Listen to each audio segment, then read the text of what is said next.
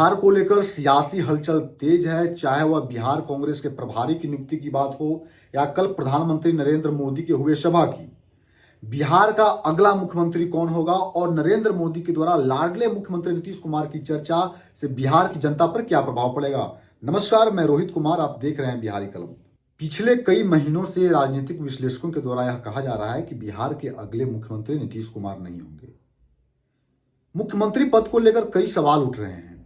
एक तरफ एनडीए से मुख्यमंत्री पद का चेहरा कौन होगा, दावेदार कौन होगा, और दूसरी तरफ तो आपको पता ही है कि महागठबंधन से तेजस्वी यादव पूरे प्रयास में है।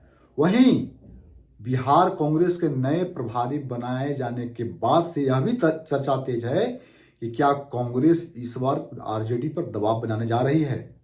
क्या कांग्रेस आरजेडी से मुक्त होकर लड़ना चाहती है बिहार में चुनाव? तो देखिए, यह बिल्कुल स्पष्ट है। सीटों को लेकर दबाव तो बनाया जाएगा, लेकिन अलग लड़ाई लड़ने का कोई फॉर्मूला अभी बैठ नहीं रहा है।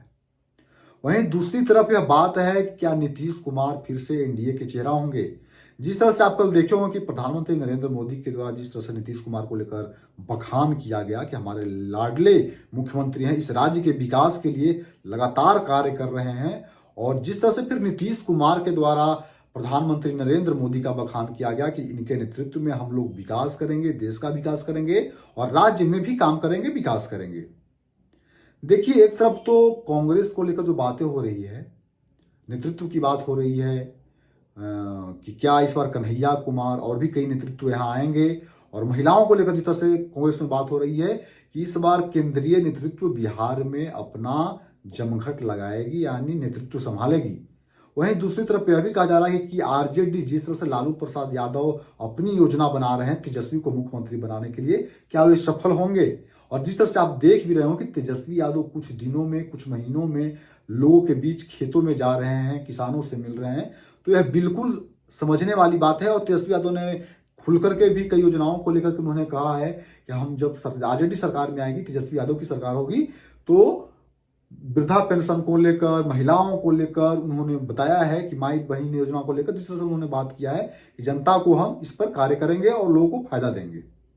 देखिए, नीतीश कुमार एक तरफ लगातार जदयू भी स्पष्ट कर चुकी है कि मुख्यमंत्री चेहरा तो नीतीश कुमार ही होंगे, लेकिन मुख्यमंत्री चेहरा को लेकर के बीजेपी ने, भले वह नीतीश कुमार का बड़ाई बखान कर रहे हैं, लेकिन मुख्यमंत्री पद को लेकर बीजेपी के द्वारा कोई वैसा स्पष्ट बयान नहीं आया है। हालांकि इतना कहा गया है कि नीतीश कुमार के चेहरे पर हम बिहार में चुनाव लड़ेंगे, लेकिन डर यह भी है कि महाराष्ट्र की तरह क्या फिर सीट आने के बाद बीजेपी दबाव बना सकती है नीतीश कुमार पर, यानी जदयू पे, या फिर से नीतीश कुमार ही मुख्यमंत्री अगर एनडीए को बहुमत आती है तब।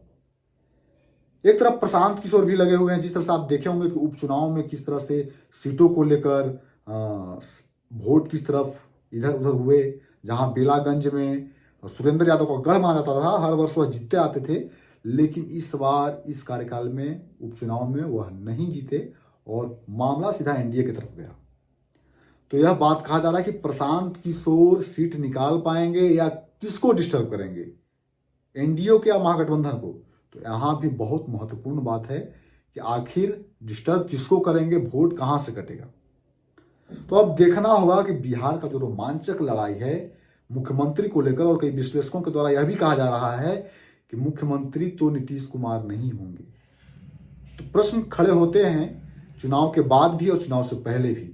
अब देखना होगा कि इस वर्ष का चुनाव जो होने वाला है बिहार विधानसभा का, इसमें मुद्दे क्या होंगे। पिछले कार्यकाल के जो चुनाव हो रहे थे उसको लेकर जो मुद्दे थे, क्या इस बार मुद्दे वही रहेंगे, या फिर जो बजट में जो बिहार का चर्चा हुआ है उस पर ही बिहार को लेकर बातें एनडीए करेगी, या जिस तरह से फिर विपक्ष के द्वारा या और प्रशांत किशोर के द्वारा कहा जा रहा है कि बिहार को ठगने का काम किया गया है, बिहार में कोई सुविधा नहीं मिल रहा है बिहार की जनता को, न शिक्षा को लेकर, न स्वास्थ्य को लेकर, न बीपीएससी को लेकर कोई सही से परीक्षाएं ली जा रही है, न सही से कार्य हो रहा है, आयोग भी सही से नहीं कर, जिस तरह से आपको आंदोलन देखने को मिला बिहार में। तो बहुत सारे मुद्दे हैं, इस पर चर्चा होगी। अब बिहार को लेकर चर्चा तेज है, जब तक चुनाव नहीं होंगे लगातार चर्चा होती रहेगी। और कई नेतृत्व, चाहे वह बीजेपी हो या कांग्रेस हो, उसके केंद्रीय नेतृत्व अब बिहार में डेरा अपना जमाने लगे हैं। अब देखना होगा कि बिहार को लेकर क्या होने वाला है। खास आप तब तक जुड़े रहिए बिहारी कलम पर। अगर फेसबुक पर देख रहे हैं तो फॉलो, यूट्यूब पे सब्सक्राइब करें, इंस्टाग्राम पे भी फॉलो करें। तब तक के लिए नमस्कार।